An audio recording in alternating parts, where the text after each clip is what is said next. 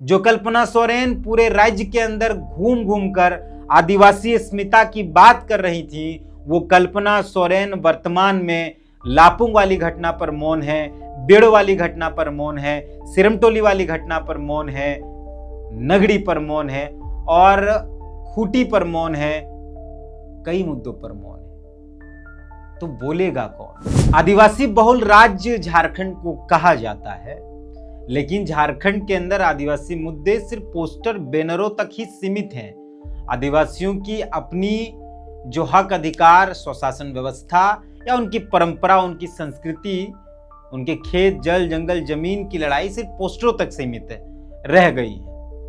आपको पता होगा, आप जो लोग जानते हैं झारखंड को, वो ये भी जानते होंगे कि झारखंड में जब भी कोई राजनीतिक दल आता है तो सबसे पहले वो यह सोचता है कि आदिवासियों को कैसे खुश किया जाए और उनके वोट बैंक को कैसे साधा जाए। चाहे वो राष्ट्रीय दल कांग्रेस हो, राष्ट्रीय दल बीजेपी हो या क्षेत्रीय दल जेएमएम हो, आजसू या तमाम और कोई भी दल कहीं से भी आए, उसका सबसे पहला एजेंडा यही होता है। लेकिन इसके पीछे सिर्फ और सिर्फ राजनीति है या सही में उनके मुद्दों को प्रमुखता दी जाती है? हम अखबार की बात करते हैं, अखबार में आदिवासियों के मुद्दे को उतना ही छापा जाता है जितना प्रेस रिलीज के माध्यम से उनको मिलता है।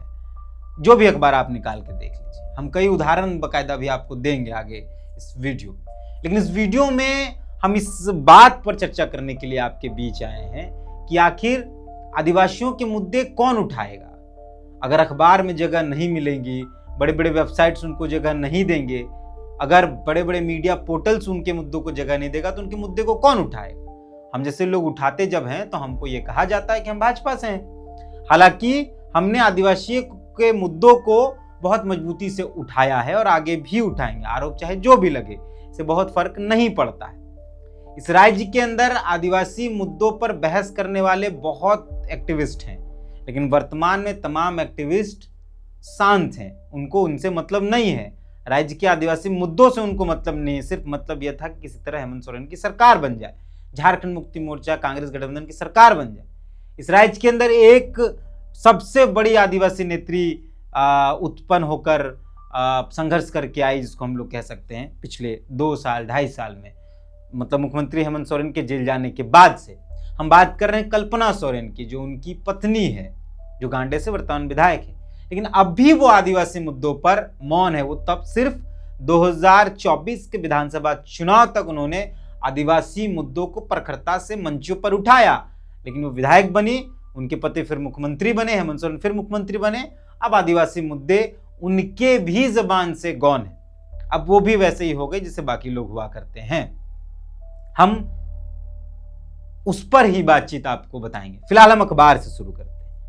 आपको पता है रांची में प्रेस क्लब है, और ऐसा कहा जाता है कि प्रेस क्लब ट्राइबल सब प्लान के पैसे से बना है। ट्राइबल सब प्लान मतलब वह पैसा जिसका इस्तेमाल आदिवासी इलाकों में विकास के लिए करना था, और यह नियम है कि उस पैसे का इस्तेमाल किसी और योजना में नहीं हो सकता। लेकिन रांची का प्रेस क्लब, लगभग 3-3.5 करोड़ का प्रेस क्लब, आदिवासी विकास के पैसे से बना, जो एकदम गैर कानूनी, हालांकि बन गया, कई और चीजें बनी, उसका कोई बातचीत नहीं। लेकिन सवाल यह है कि जिस प्रेस क्लब को आदिवासी सब प्लान, ट्राइबल सब प्लान के पैसे से बनाया गया है, क्या उस प्रेस क्लब के पत्रकार आदिवासी मुद्दों पर मजबूती से काम कर पाते हैं? कि झारखंड के अंदर आदिवासी मुद्दे मजबूती से किसी अखबार में नजर आते हैं? आपको क्या लगता है, प्रतिक्रिया कमेंट में दे दीजिएगा। लेकिन मेरा यह मानना है कि नहीं। हम वो भी बता देते हैं। नगड़ी में आंदोलन चल रहा है, पिछले कई दिनों से नगड़ी में आंदोलन चल रहा है जमीन को लेकर।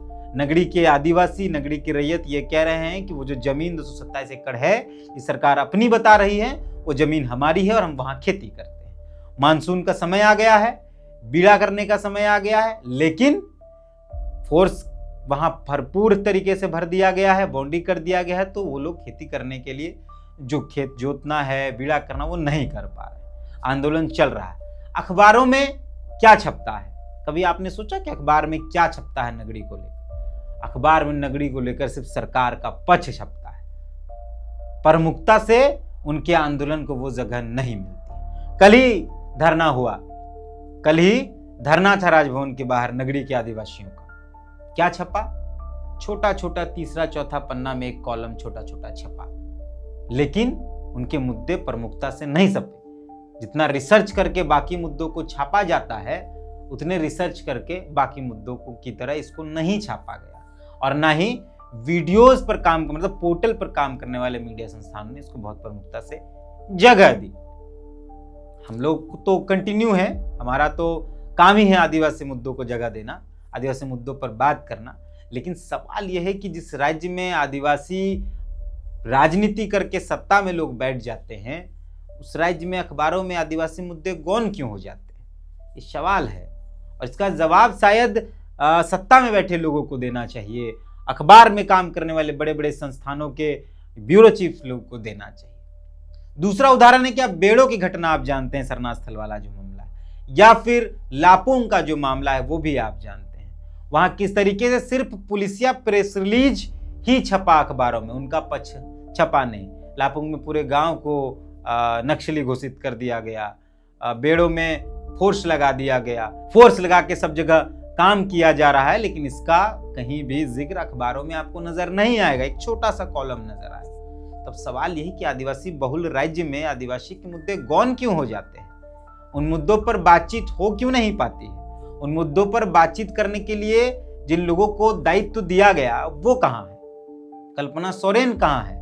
ना वो नगरी वाले मुद्दों पर बोल पाई, ना सिरमटोली वाले मुद्दे पर बोल पाई, ना बेड़ों पर बोल पा रही हैं, ना लापुंग पर बोल पा रही हैं, और ऐसे सैकड़ों मुद्दे हैं पिछले 8 महीने में जिस पर वो नहीं बोल पा रही। तो वो है कहाँ? सवाल तो है कि आज सिर्फ हेमंत सोरेन के जेल जाने पर ही उनको आदिवासी नजर आएगा कि आदिवासी शोषित है, या और मुद्दों पर नजर आएगा? अखबारों में जगह नहीं मिलता है तो आदिवासी जाएंगे कहाँ?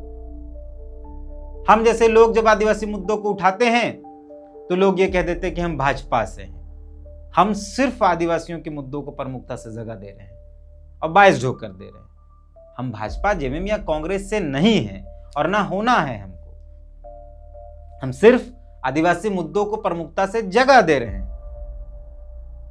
यही अगर भाजपा की सरकार होती और यही सब कुछ होता तो ये तमाम जो चेहरे आपको दिखाई पड़ते हैं वो सड़क पर होते। कल्पना सोरेन सड़क पर होती, हेमंत सोरेन सड़क पर होते, और अखबारों पर पहले पन्ने में आर्टिकल छपे हुए होते नगरी को लेकर। जब 2012 में आंदोलन चल रहा था, भाजपा की सरकार थी, हेमंत गठबंधन में थे, तो अखबार में खबरें आती थी।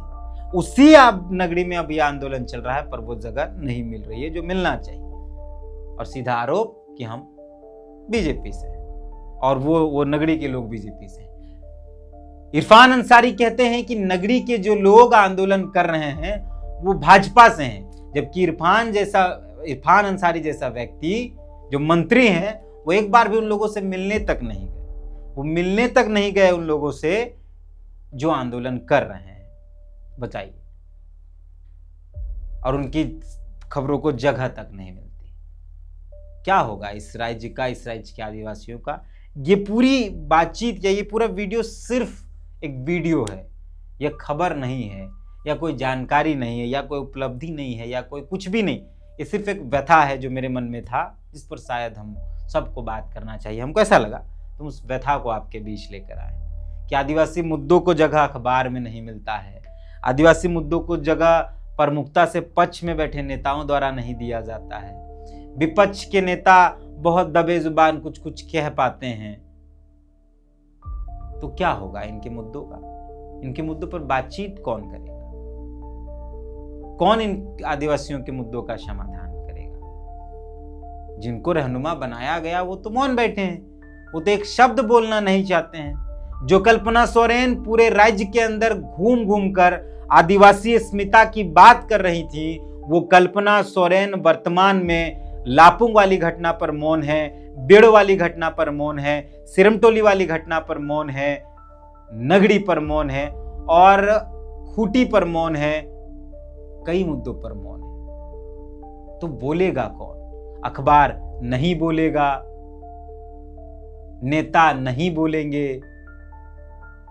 द्यामनी बारला को आप जानते हैं ना? द्यामनी बारला जिस पर आयरन लेडी का टैग लगा हुआ है, इसी नगरीय आंदोलन से उनका चेहरा पूरे राज्य ने देखा, पूरे देश ने देखा। अमेरिका तक गया उनका मामला, और उनको आयरन लेडी का टैग मिला 2012 में जब अर्जुन मुंडा की सरकार थी। आंदोलन कर रही थी द्यामनी बारला, और उनको आयरन लेडी का टैग मिला। आज वही दयामरी बारला मौन है, ना वो धरना में जा रही है, ना वो ग्रामीणों से मिलने जा रही है। कौन बोलेगा आदिवासियों के लिए? सुखदेव भगत आदिवासी रहनुमा बनते हैं, वो मौन है। बंधु तिर्की नगरी पर मौन है। शिल्पी नेहा तिर्की नगरी पर मौन है। कई नाम हैं जो नगरी पर मौन है, तो कौन बोलेगा? बीआईटी पर मौन है। बीआईटी में वही चल रहा है, वहां भी सब कुछ मौन है। बीआईटी में भी आदिवासियों की जमीनों पर आरोप है कि बीआईटी उस पर कब्जा कर रहा है, बाउंड्री करना चाह रहा है, उस पर भी मौन है। तो कौन बोलेगा आदिवासियों के लिए? और ये सवाल है, व्यथा है, ये किसी प्रकार का कोई खबर नहीं। कमेंट में आपकी प्रतिक्रिया चाहता हूं। इतनी ही बातचीत आपसे करने आया था। फिलहाल जोहार।